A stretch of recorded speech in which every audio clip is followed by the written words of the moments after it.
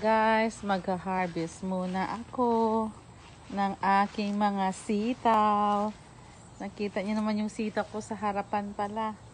Tingnan, laki-laki oh. Tingnan mo naman, oh my gosh, ang laki. Nakita mo niyo yan? Giant sitaw. Ayan po. Harvest ko na.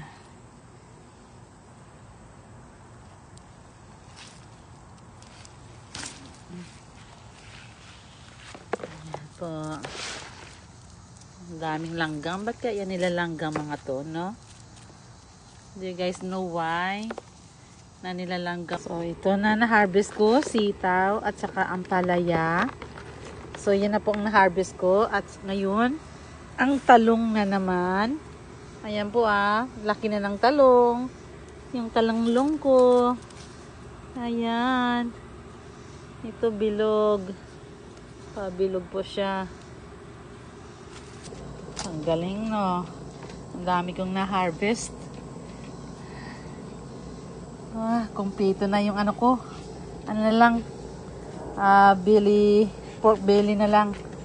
Para magpinakbit at kalabasa. Ayan. Kasi may sitaw na ako, may ampalaya na ako, may eggplants na rin ako.